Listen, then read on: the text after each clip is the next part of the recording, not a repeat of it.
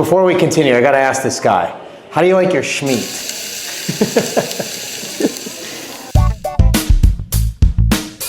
What's up, party people? New segment, Fighters and Filet. I'm here with the Funk Master, former UFC Bantamweight champion, currently ranked number 9 featherweight, Aljamain Sterling. We're here in front of Chef Nectaly Mendoza's renowned steakhouse, Cleaver. Let's eat. Let's get some food. I'm here to party. Sounds wonderful. I'll do the Caesar salad. Caesar salad, anchovies with the Caesar salad? Is that weird? I've never had it before. Well, we do serve it. There's a little bit of anchovies in the dressing. We do some for presentation. I can do it on the side if you want to try it. Okay, I'll do it on the side and the crab cakes. Are we gonna share the crab cakes? Yeah, we can do that. Okay. Are we ready to order entrees as well? Yes. Yeah. I'll do the filet. How do you care for the filet cook? Let's go medium. Care for a steak sauce, a butter, a crust? Chimichurri. Care for sides for the table? I'm okay for now. You don't want any sides?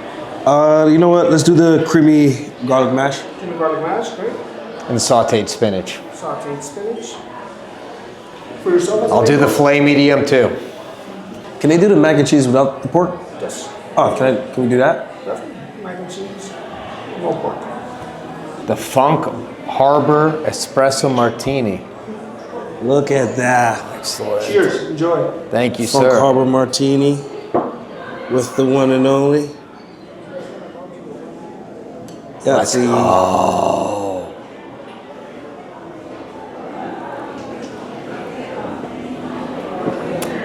How good is that? Could be sipping on these all night. Won't be going to sleep. This is excellent. All right, Funk Master, we got our drinks. It's time for the first course. Good evening, gentlemen. Ooh. Caesar salad here. Parmesan Right. fish on top. Anchovies here on the side. Blue crab cake, Cajun butter, a little herb salad on top. Would you Wow. like any cracked pepper with the Caesar salad? Sure. Is that the thing to do? Guess so. Hey, Funk Master. It's like a date night for us over here. I know. I think I'm falling for you already. That's those eyes, huh? You mind flipping the Parmesan crisp for me? I got you. I don't want to break Let me it. know when to stop. That's good. Of course, enjoy. Thank you. All right. Where do I set this? Anywhere you want. So this is in the non-training diet right now. We're out of training camp officially. Official? Not really. I'm still training, mostly PT.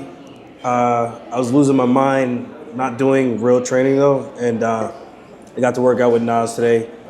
He moved around me a couple of flow sparring rounds. Just made sure no takedowns, so I don't fall on my arm. No full extension on my left arm, so I don't damage it. Because that's where the pain is. Mostly full extension, things like that. So far so good. I'm gonna try this anchovy. Yeah, go for it. But you knew about the pain for a while, but you were testing it and you didn't want to pull out till the very last moment, right? Yes, exactly. The UFC said, the UFC medical team advised me to give it a week. I gave it a week. And still no luck, because it happened on a Thursday. I gave it that whole week. It got stem cells on a Friday. Didn't feel like much was changing. I was like, dude, I don't know. So I got the MRI the same day the injury happened because I freaked out. So it's still swollen. So I don't know if we got to give it some time to actually settle to see what the exact injury is. But I don't know what I'm looking at. They read it and they said it was a grade 1 tear, which is not terrible. Yeah. About 10 to 15% of a tear. And I would be good in a week. A week goes by, still nothing. So I spoke to the UFC and I told them, like, yeah, they knew what was going on. Saw them at the contender fight. And they said, we don't want you to fight injured again. And, you know, let us know what you want to do. So I said, let me get to the weekend through Merab's fight and then kind of make a decision then. And that's why that Monday came around. I saw Hunter in the office and just wasn't good. So I was like, I think I'm making the right call. We got the main course coming our way, Funk Master. Let's go. Looking forward to this. How we doing? Medium filet here. Appreciate that. Oh, he wanted well done, actually. Well done. No. Burnt and pointless. Not ready to eat cardboard tonight. Sauteed spinach here. Okay. Pork My belly, cousin no eats- pork on this one. All right. My cousin eats well done steak. Well done. He likes rubber? And I'm like, bro, what are you doing? You're ruining the steak. Here are sauces here. Thank you very much. Chimichurri. Black brownie pepper. Chimichurri. Okay. I was like, that looks different for chimichurri. All right, a bon appetit. Bon appetit. That looks great.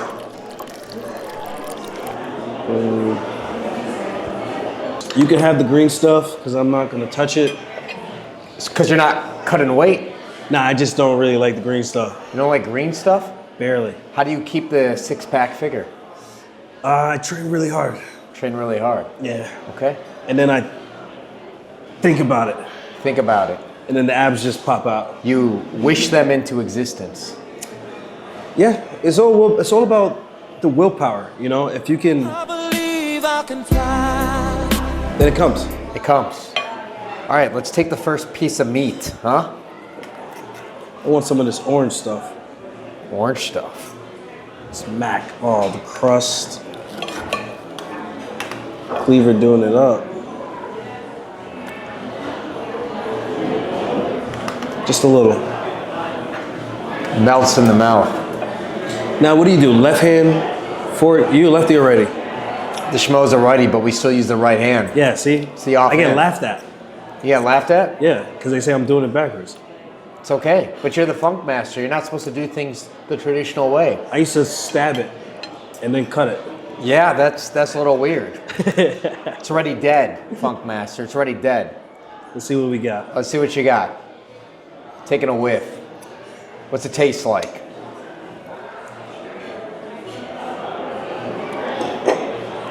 It's good? It's good steak. It's good steak. I like it. Scale 1 to 10, would you grade it on the spot? 10 being the best. You know, it's hard because what is the best? What is the best? The best is the best steak you can remember eating.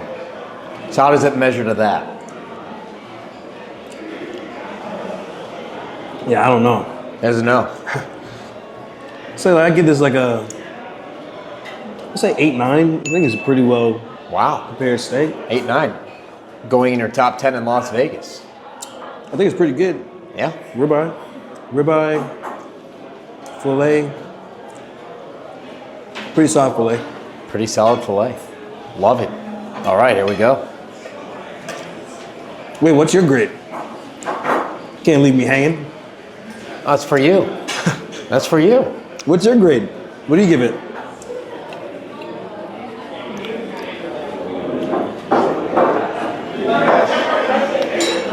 Top 5 in Las Vegas. Top 5. What's the grade? Top 5. 1 to 10.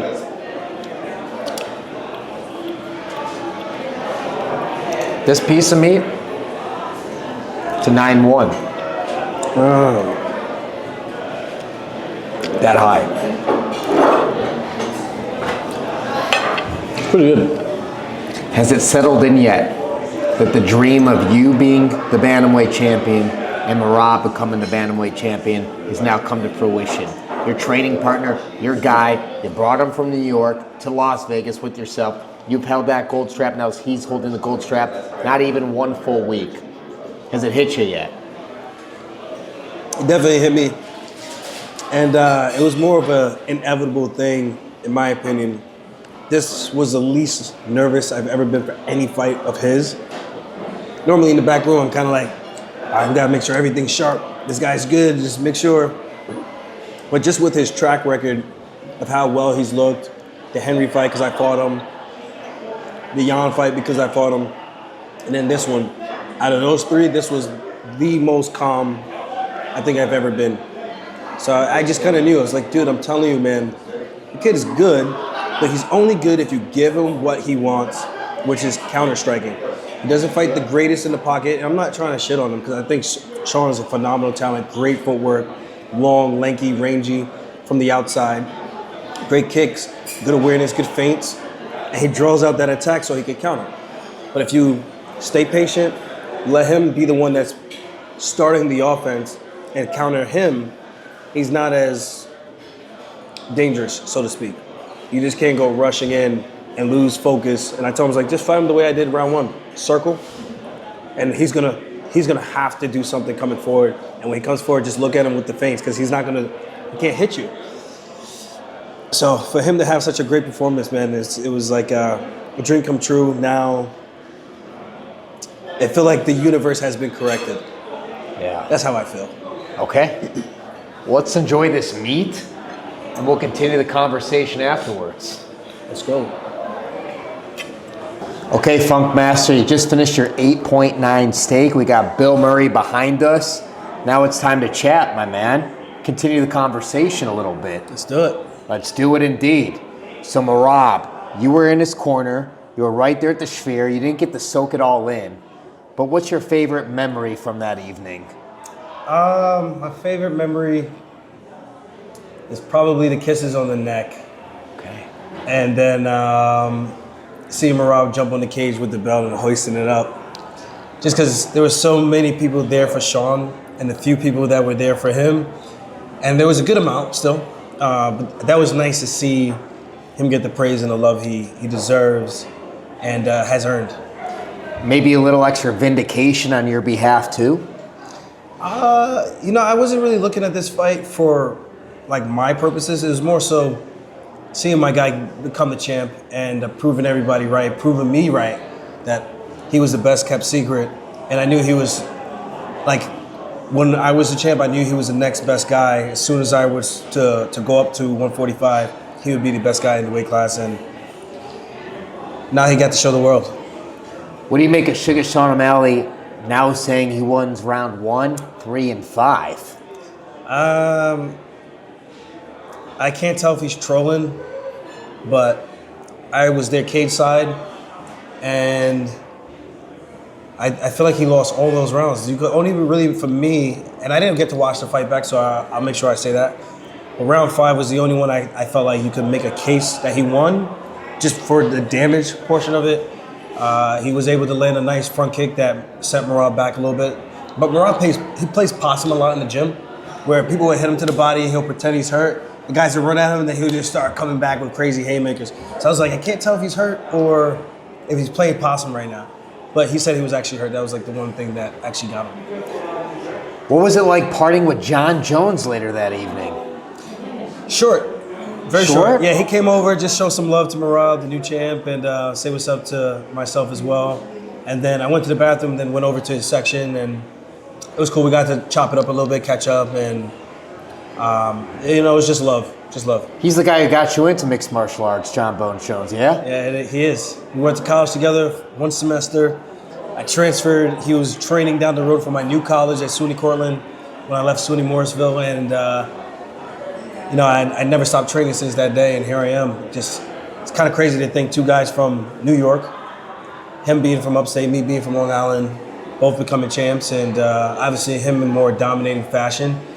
But it's just cool. Same college for a little bit, and yeah, it's just I like to see people that I know win.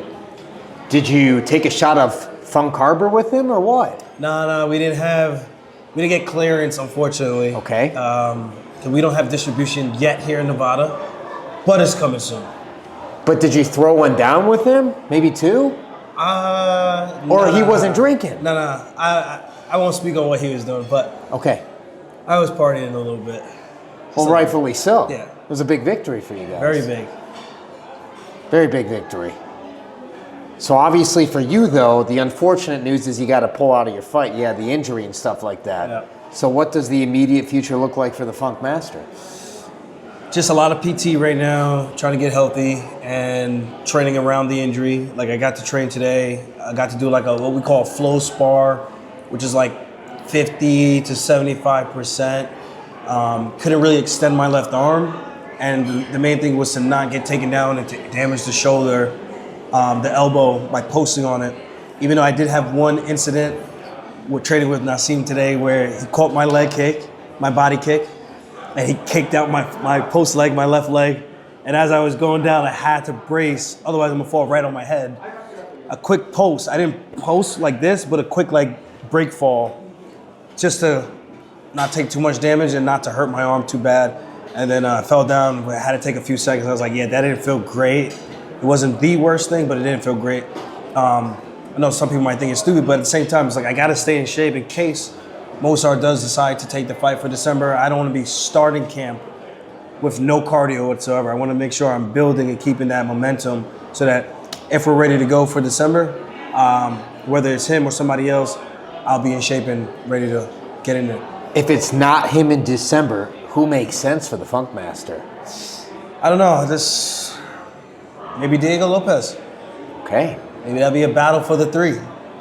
What do you make of Diego Lopez's ascension in this featherweight division? I think Diego rising to like his stardom and his rise in the sport in the UFC has been huge. It's nothing short of inspiring, to be honest. And I'm happy for the guy.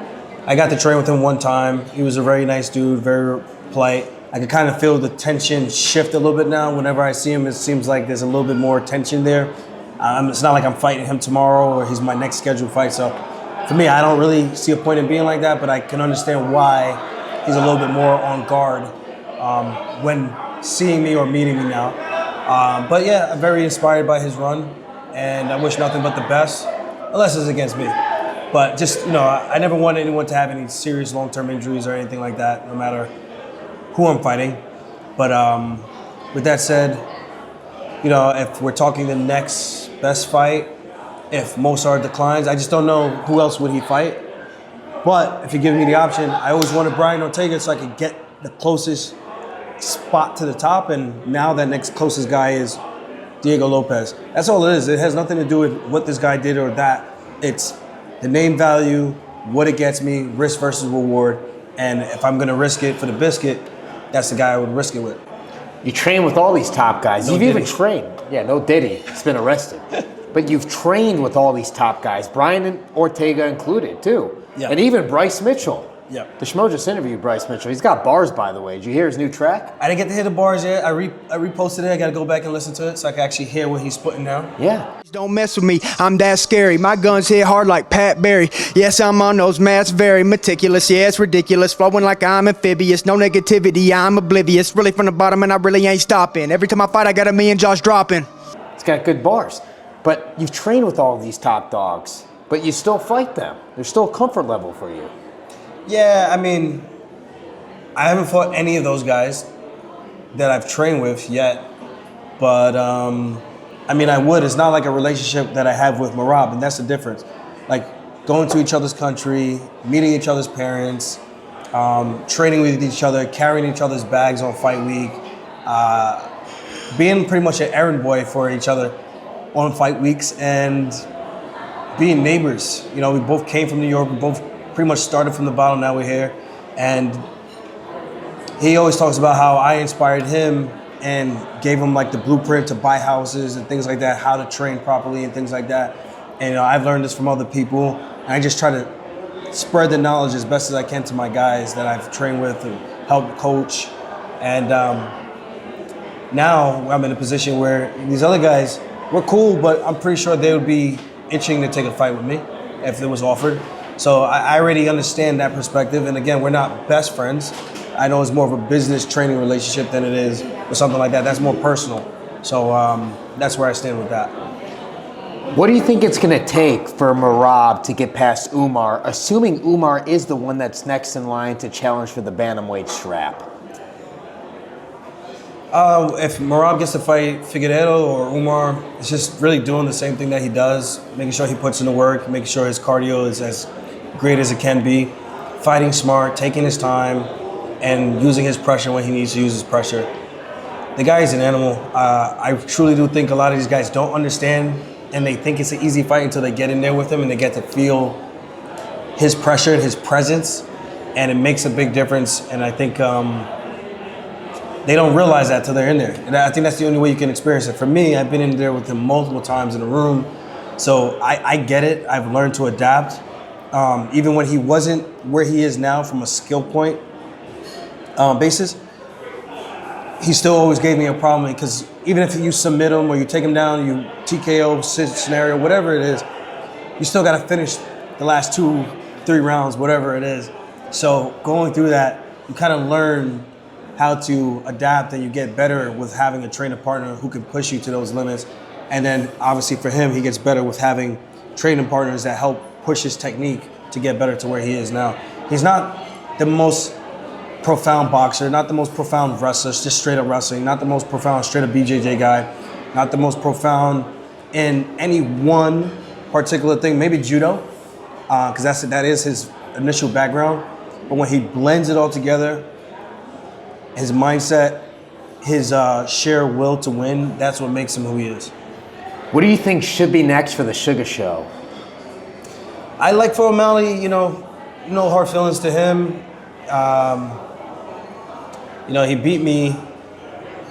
So for me, I think next best guy, which will have a fun storyline, would be Henry Cejudo. I think it just makes sense. Battle of Arizona. Battle of Arizona. If not that, then Piotr Jan is a great matchup.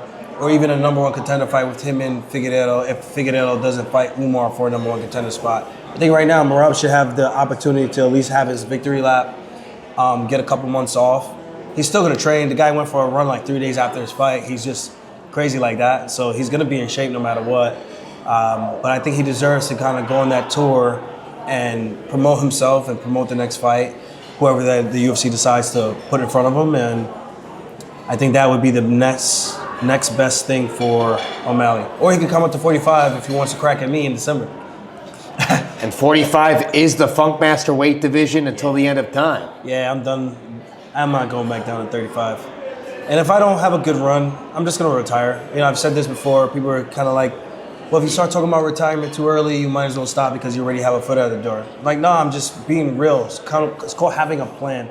Not falling flat on my face when I get there and then it just hits me all of a sudden. It's like, no, if I can't compete and be competitive, what's the point of even doing this? I'm not here to take 7-8 L's in a row and just get my ass kicked. Like, that's not fun. It's not fun to go through a grueling 2-3 month training camp just to go out there and get beat up and then be on crutches and holding ice bags to your face, headaches, surgeries. That's not. And again, this sport to be a punching bag. Filets with Fighters with the Funk Master. Always enjoy spending time with you. We got the Funk Harbor Rum. Can we get a final message for all the Funk Master fans out there worldwide? Final message. I'm sorry about the injury. I'm going to see if Mosar stays on the card for Utah. If he does, I will be in attendance to watch. If not, I might still come out to watch because I know a lot of my friends, family, and some supporters of mine are going out to Utah to watch the fight still because I was on the card. So, I would like to go out there and at least get an opportunity to take some pictures with the fans, show some love for them, showing some love towards me. I'll be back in December. And of course, if you haven't tried the rum yet, premium rum, this is a limited edition before we come out with the white rum. So make sure you get your hands on one at funkharborrum.shop and get you a signed bottle. It's a for sure thing though, by the way, you're going to be back in December? That's what they said. So I plan to fight before the end of this year, 100%. Pay-per-view or fight night? You're a pay-per-view guy. They said it was T-Mobile, so Okay. I'm assuming that's pay-per-view. There it is. He's the pro, I'm the schmo. Cleaver, Filets with Fighters. We're out.